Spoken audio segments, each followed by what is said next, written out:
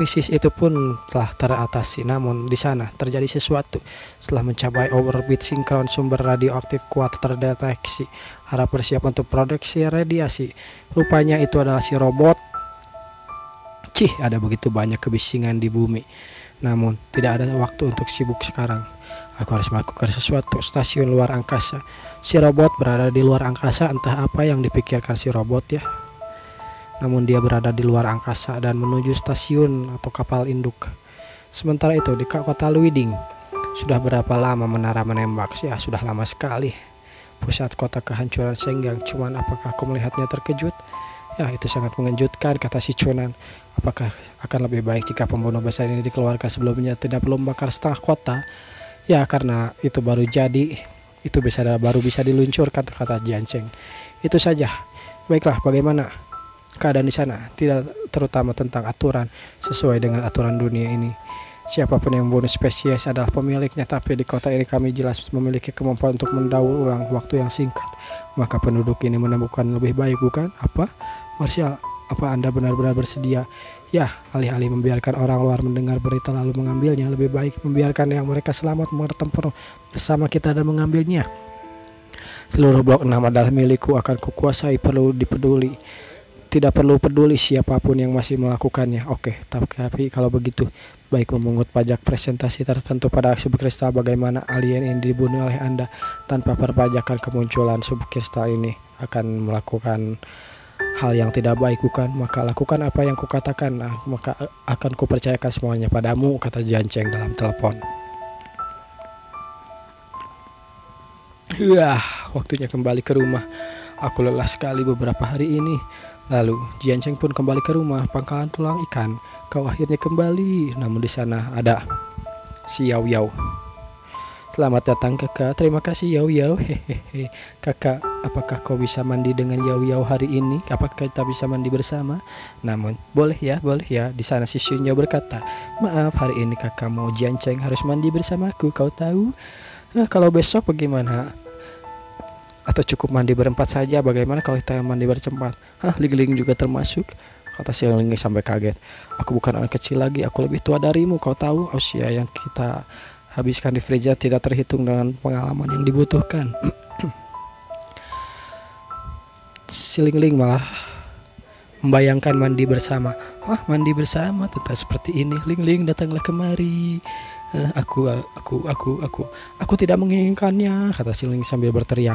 Yoru, jangan menggodanya seperti itu, dia terbiasa. Kakak ipar, mbakku lumayan ganas di kamar mandi. Bagaimana menurutmu? Kau harus memutuskan sesuatu untukku. Ya terlalu berbahaya mandi bersama, kata Jianceng. Namun akhirnya mereka pun mandi masing-masing lah. Sementara itu malamnya pun tiba. Semua orang sudah tertidur. Sepertinya sudah saatnya aku bermain dengan Sun Jiao di kamar. Namun saat masuk ke kamar, malah ada si Yoru juga. Yoru, kenapa kau di sini lagi? Kakak ipar, apakah kau kecewa ada aku? Ya, aku tidak kecewa sih. Lebih baik dengan main kalian berdua saja. Kalau begitu ayo kita main. Setelah main petak umpet gitu. Si Jianceng pun kembali ke dunia asli atau ke dunia masa damai. Pada hari berikutnya pusat pengujian internal Continental Game sudah dimulai. Akhirnya, seorang berteriak, apa yang terjadi? Aku tiba-tiba kehilangan koneksi. Aku gagal lagi mengalahkan bosnya. Bosnya terlalu sulit, tai lah. Keluarga Lin akhirnya mendapat kostum daya terlambat untuk mengambilnya. Apakah Anda pemadaman listrik mendadak? Maaf sis, daya hotel baru saja rusak. Teknisi kami telah memecahkan masalah. Silahkan kembali lagi nanti. Goblok lah, aku lagi seru main game virtual reality. Teknisi malah rusak. Apa yang terjadi? Kepala Ivan, harusnya kau melakukan pengujian sekarang, bukan? Anda harus memberitahu tentang bos tentang ini. Pusat pengajuan internal diserang dan ada 5 penyerang, kau tahu? Sialan, 5 penyerang ya. Lalu si Ipan pun langsung melaporkan kepada Jianceng yang sudah kembali. Salah satunya memotong listrik hotel dan jauh 4 orang lainnya mencoba masuk ke hotel dengan senjata ringan, tetapi karena ditemukan oleh drone, orang-orang kami telah menahan mereka. Kata Jianceng. Di mana mereka sekarang? Ada aja kelakuan mereka. Sekarang mereka 3 orang terbunuh dalam pelarian dan 1 orang di mobil. Yang lainnya terbunuh dan menemui jalan buntu. Bunuh diri itu sangat serius. Mereka benar-benar benar tidak masuk akal dalam melakukan sesuatu. Bisakah konfirmasi tentang identitasnya? Selain bisa mengkonfirmasi 3 orang kulit putih dan 2 orang kulit hitam, tidak dapat mengumpulkan informasi lebih banyak. Pesan telah diblokir. Apakah ada saksi? Kata Jian Cheng. Sangat bagus kalau begitu. Jika tidak ada saksi, bersihkan semua jejak medan perang, kata Jian Cheng. Baiklah, saya mengerti. Ngomong-ngomong, ada satu hal lagi. Aku membeli beberapa peralatan untuk menambang bawah laut. Kali ini aku akan mengirimkan alamat gudang ke ponselmu. Lihatlah, si Ipan pun yang merasa terkejut. Aku berencana mengatakan perangkat ini di pulau. Kau bisa melakukan sendiri gambar instalasi metode penggunaannya. Juga ada gudang di sana. Baik bos, siap. Si Jian Cheng pun langsung pergi ke si bos penelitian. Bos, kau ada di sini? Teknologi, bagaimana game yang kau kembangkan? Sepertinya game ini sangat hebat, mengganggu jam tubuh sekiradian karena saat ini diuji pada siang hari. Setelah pemain memakai helm mereka memasuki tidur nyenyak. Setelah tes dalam hari, mereka akan menjadi penuh energi. Beberapa pemain mengatakan bahwa tidak memiliki kualitas tidur yang tinggi, bahkan insomnia bertahun-tahun telah disembuhkan oleh game ini. Ini sangat bagus bos. Jadi kami berencana untuk sekarang beralih ke pengujian malam. Jadi bagus kalau begitu. Dengan cara ini pemain tidur dengan setidaknya 8 jam sehari, bukan itu luar biasa? Juga menghentikan energi di siang hari. Ini sangat bagus. Apa saja yang kau laksanakan? Baiklah bos, kerjakan. Teruskan kerja kerasmu, kata Jian Cheng. Lalu Jian Cheng pun menelpon seseorang. 600.000 helmet Phantom telah disiapkan. Bagaimana persiapanmu di sana? 600, yakinlah sampai akhir tahun kau tidak akan melihat 20 juta helm realita virtual. Saat ini kami telah menghubungi total 400.000 kafe internet di seluruh dunia untuk meluncurkan rencana pengalaman realita virtual ini. Bagaimana, apakah ide yang bagus? Apakah kau perlu turun tangan? Kau tidak perlu tangan, kau teruslah bekerja keras. Baiklah kalau begitu, aku akan menutup teleponnya, kata Jian Cheng. Hal-hal belum dapat diselesaikan ya. Mengenai serangan itu tidak dapat tunjuk saat ini. Aku hanya bisa memperkuat pertahanan terlebih dahulu. Baiklah kalau begitu, aku akan kembali ke akhir zaman saja. Jian Cheng pun kembali ke akhir zaman. Rencana strategi kota mobilisasi beberapa pasukan korps pertahanan ketiga telah dimulai. Sebanyak 3.000 pejuang berpartisipasi mengirimkan 41 baju besi dan 400 exoskeleton. Pada saat yang sama, posisi peluncur roket pangkalan Fishbone akan memberikan dukungan tembakan penuh ke medan perang. Marshal, bagaimana? Baiklah kalau begitu, pertempuran dimulai, kata Jian Cheng. Lalu pertempuran pun dimulai. Ayo terus maju, kata para robot. Ada bajak zombie di depan, siap menembak. Kalau begitu, obat sinkron stasiun luar angkasa tidak diketahui. Sesuatu terjadi. Sementara itu di sana ada si robot mutan. Perbaiki sistem daya selesai. Peluncur tungsel normal. Heis, benar-benar menegangkan. Laporkan saja, tidak toh masalah menggunakannya. Apakah hanya ada opsi peluncuran di sini? Apakah Jian Cheng sudah mulai maju ke pusat kota Wang Hai? Ini dia, sangat menakutkan. Tetapi hanya ada satu amunisi yang mana lebih baik, bukan? Baiklah, kan kuluncurkan ini. Sing. Dia pun meluncurkan sesuatu. Sementara itu di kota Wang Hai sedang terjadi pertempuran antara pasukan Jian Cheng dan para zombie. Semuanya bergegas keluar, bantai mereka itu semua. Namun terlihat sesuatu. Apa itu? Seperti ada air dalam lubang. Ada juga sesuatu yang bergerak hidup. Apa itu? Sangat menjijikan. Tim E, makhluk tidak dikenal ditemukan. Minta izin untuk menembakkan. Ulangi lagi, apakah ada gangguan perisai elektromagnetik? Kenapa tidak ada seorang yang menjawab? Markas besar, halo? Ini tidak berfungsi. Tampaknya sinyal kita hilang. Cawen ya, bergerak cukup cepat. Sekarang waktu kita ada kota Wang Hai tidak akan berantakan lagi, kata seseorang itu. Marshal, lihat, ada sesuatu di langit. Sial, seseorang menembakkan sesuatu. Pemimpin, ada sesuatu di langit. Kapten, ada sesuatu di langit. Tunjukkan padaku neraka, kata Sila Cawen. Dan rudal itu terus maju. Mereka datang ke arah kita. Itu masuk ke pusat kota. Saya bisa menjamin jelas itu bukan buatan saya. Apa yang terjadi? Ini kop pertama, kami diserang oleh bom yang tidak diketahui. Tim E telah kehilangan kontak. Laporkan korban, kata Jian Cheng. Halo, Kapten. Marshal, dalam situasi spesifik seperti ini telah dikonfirmasi bahwa 2 pasukan harimau pemburu dan 11 penyerang kehilangan kontak. Spesimen asing juga terus menyerang, hampir tidak terkendali. Segera mundur, semuanya mundur ke camp 27 atau kembali ke camp terdekat. Jan, aku harus melindungi ini. Baiklah, mengerti. Dan akhirnya sesuatu terjadi. Ada apa ini? Sinyalnya tiba-tiba hilang. Halo, yuhu, kita bertemu lagi Janceng. Lin Cawen, kau biadab, ada apa ini? Itu benar, aku yang melakukan ini. Aku dari kota Wanghai. Apa kau baru saja menghinaku? Apa yang kau lakukan? Setiap kali aku melihatmu, aku tidak bisa menahan emosi. Sangat sayang dijelaskan. Aku jelas-jelaslah menyukaimu. Melihat di bawah kemana kau? Rahasia sebenarnya ada di mana? Si Li Cawen tidak mengatakan kalau dia ada di luar angkasa. Dasar kau sialan. Kau berevolusi menjadi kecerdasan buatan tingkat lanjut. Itu benar.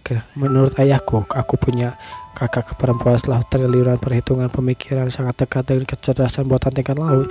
Sayangnya ketika aku bergegas ke refuge nomor 05 itu telah dihancurkan.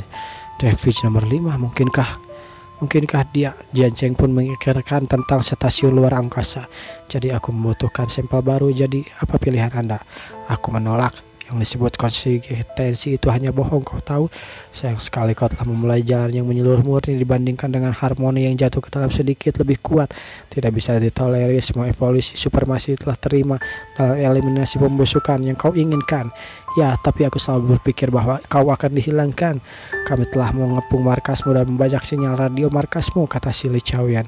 Kau tahu di depanmu kami mengetahui tentang teknologi informasimu seperti lelucon. Kau hanya memiliki dua pilihan, menyerah atau mati. Tentu saja ada pilihan ketiga. Aku mengerti betapa lambatnya otak biologismu memberi waktu 3 hari untuk mempertimbangkannya. Pikirkan tentang itu. Aku akan mengetahui waktu itu akan cukup untuk bagi semut merangkak dalam pangkalan Anda. Bye, sampai jumpa. Akhirnya dia pun pergi. Sementara itu di pangkalan tulang ikan ada si Ling Ling. Apa itu? Dia melihat sesuatu. Apakah itu jatuh di siang hari? Apapun itu, cepat dan buat permintaan. Aku berharap puding di dunia adalah milikku. Namun si Ling Ling tiba-tiba saja Sin. Ada apa ini? Hentikan sekarang. Hentikan. Lalu si Ling Ling pun jatuh dari tangga. Terlihat oleh si Sunjao. Ling Ling, apa kau baik-baik saja? Ada apa Ling Ling? Apa yang terjadi denganmu? Jangan Ling Ling, apa yang kau bicarakan? Dan alter egonya si Ling Ling pun keluar. Dan si Long Long, kita sebut saja si Lanlang.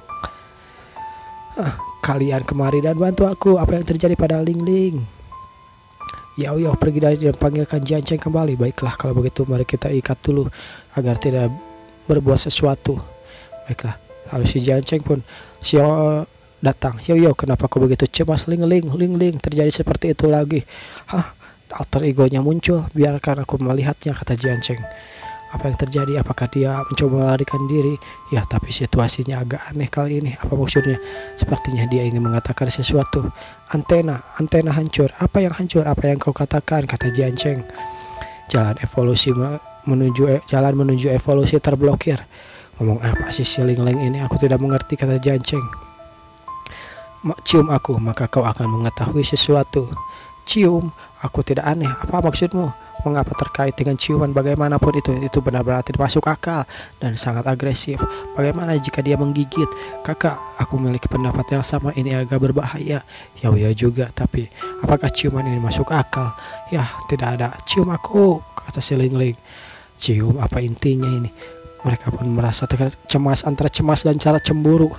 Semua orang merasa seperti itu. Tidak ada jalan lain. Kita hanya bisa mencobanya sekarang. Baiklah, kalau begitu aku akan menciummu. Akhirnya mereka pun berciuman dan sesuatu terjadi pada Janceng. Ini aneh, ada yang terjadi pada aku. Otak-otak koneksi saraf. Ini adalah masa lalu umat manusia. Lalu terlihatlah bayangan-bayangan sesuatu seperti masa lalu umat manusia. Mereka meninggalkan planet biru yang membesarkan mereka selama puluhan juta tahun. Di belakang wormhole 6.400 unit astronomi menjauh dari matahari merupakan rumah baru dari peradaban manusia. Ketika orang sibuk dengan kehidupan baru mereka yang tidak hanya melakukan perjalanan melalui ruang bengkok, tetapi melalui waktu bengkok juga, mereka kembali ke masa lalu. Dan pada saat itu bumi berusia 120 tahun adalah usia yang relatif liar. Itu juga menegaskan pembentukan teori di dunia paralel yang pernah ada. Bumi dulunya adalah bumi yang berbeda dengan sekarang. Mereka kemudian berpikir tentang ke bumi. kembali ke bumi baru-baru ini. Namun proposal itu ditolak karena mereka tidak bisa menjamin peradaban di sana. Mungkin masih mandul atau tidak bisa diprediksi. Bumi bukan rumah, bumi bukan manusia, manusia bukan manusia. Semuanya meninggalkan, mereka telah memulai hidup yang baru sama sekali. Ini adalah planet Glizer 581. Benih-benih peradaban manusia muncul di tanah ini.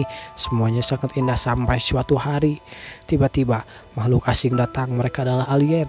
Mereka adalah penduduk asli di planet ini. Manusia memanggil mereka Zerg. Zerg muncul.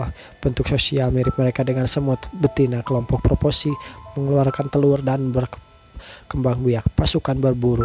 Mereka pun bertempur dengan manusia yang ada di sana. Manusia dan Zerg bertemu dan satu persatu diperang tidak dapat dihindari. Lalu begitulah semuanya berakhir.